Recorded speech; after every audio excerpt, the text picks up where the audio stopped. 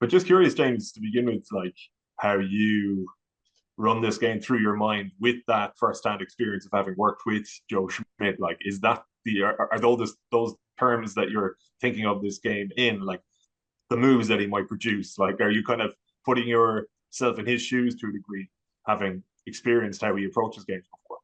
Yeah. So like he's always had plans around kickoffs, I'm sure around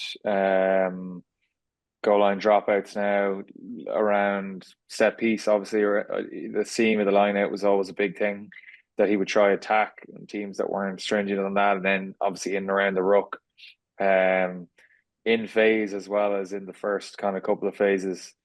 So, from a front row or a hooker's point of view, minus the goal line dropouts, it's something you're involved in and around that he's trying to manipulate one of you or your colleagues that you're playing closely with. So it would always leave a desire to just make sure you're extra sharp, and you've done video on stuff that he's done before and in manipulating different players and how he sets them up. But like until you get into the game,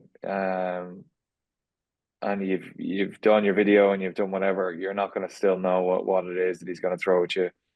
One thing you will know is he's going to have set the rocks for Australia to be really good at, and that's obviously their catch pass, their ability to win the fight and get a good placement on the ground. They're targeting around the ruck. They're actually around set piece and delivering upon what they said they're going to do in the week. And I think that's been the reason we've seen a change in the trajectory in the way Australia and their performances have gone, and the way that they're playing the game. It's different focus for that group of players. But hopefully this weekend might be one step too far for them. And you're right, James, about how Ireland will have had to learn from that World Cup quarter final, because Joe Schmidt's influence on that game was remarkable, really. Even if you just boil it down to one play, that four-man line out where Richie Mo'unga goes through and Will Jordan scores. Essentially, that's the deciding of a really close game. 7 points from a first phase line out attack, 60 meters out.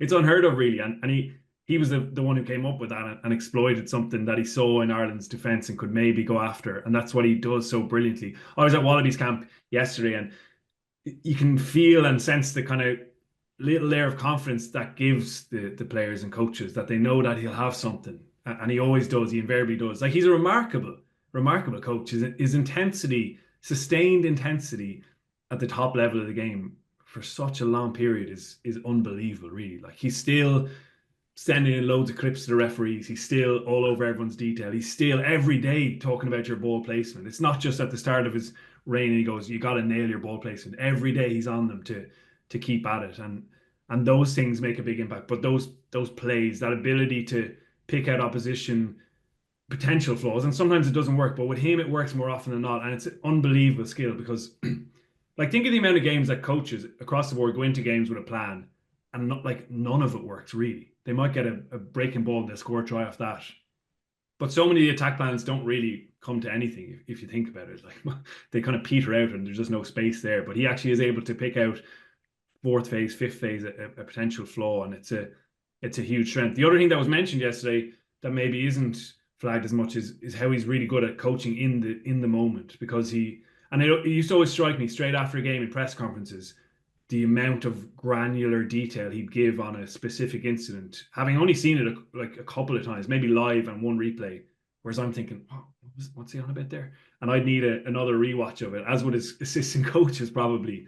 But because he's probably watches so much rugby, he's able to pick things up live in the moment. And even if you think about this Wallabies team, they're certainly not an 80-minute team, but they've been able to, in a few instances, have like a terrible 20 minutes a la against England, and then all of a sudden they're in the game, and definitely he has an influence in that regard. So we can sometimes overstate the influence of coaches, and there's that kind of cult of the coach, and we probably overcredit them, and then we give them too much flack when things go wrong. But with him, it's impossible to avoid his influence. Murray, like, he is a complete genius, and freak of nature at the same time. When you're talking about like the granular detail, I've been in moments with him where, we were in jest, going over the Roland Keller clip about the heels on the line throwing the ball in. So I've been in a moment where he's in the middle of training.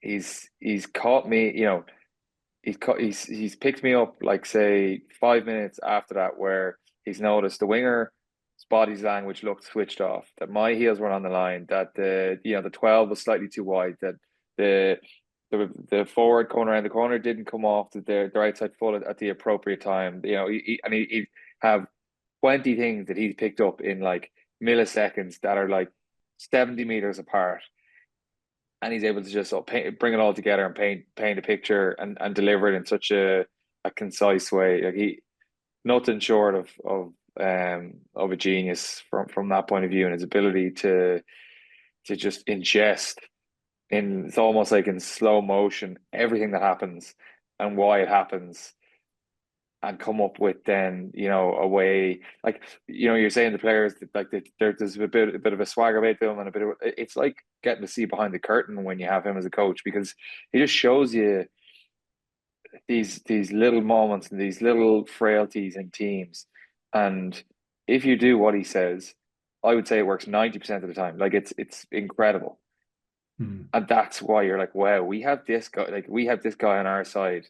No one else is going to be at this level of granular detail. And if we do what he says, we will be successful. And I think that's the easy part to buy into what he does is because the proof's in the pudding. It's like when you do it, as hard as he is on you, and as hard as the environment is, to be in for a prolonged period of time, it breeds success, and that is a guarantee. He's got like a photographic element to his brain, and as you say, the way he ingests things, it plants on those neural pathways straight away, and he's able to recall in vivid detail. And then going back to that New Zealand game, there's loads of other bits. There's the chip space that they exploited that other teams weren't able to get at. I'm thinking of the 3 points they got from a first phase Irish line-out attack where they took out Doris and they get a jackal from the inside, and it's the easiest 3 points. It's obviously hard to do because it takes a really hard contact from Sam Cane, and then it's Artie Savea over the ball. But that's 3 points straight away, and it's hard not to go. That's probably Joe looking at their plays and knowing exactly what they're going to throw at them. And even in that camp, the All Blacks camp, you spoke to the players and exactly what you're describing, James. It's that flow of confidence that you get when he says something's going to happen, and then it happens. And that was apparent, say, from the very start of his Ireland regime, when say Rob Kearney scored that try against England in Twickenham 2014 with the classic kind of Joe Schmidt dummy loop and back inside, and you can just see teams they just lift with it. So that's in Australia's corner this weekend. Of course, they haven't been winning all the games by any means, but you've been able to see that belief level, I think, grow over the course of the year, Gav.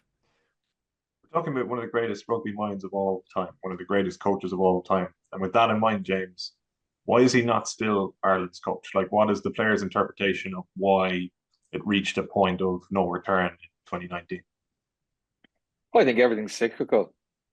And, he'd kind of gotten that team to a certain point, and then it was just kind of time for change. They'd gone from, I think Ireland's win percentage was like 54%, like every 1 and 2 games to, we beat the All Blacks. I think we finished at around, it could have been 84% win rate or 75 or something, like some mid 80s or 70s, but like a huge jump from where we were. And he just changed the trajectory of Irish rugby in such a big way, and the culture around winning and around being able to compete at the highest level. But again, I feel like the shelf life in probably in most walks of life, but definitely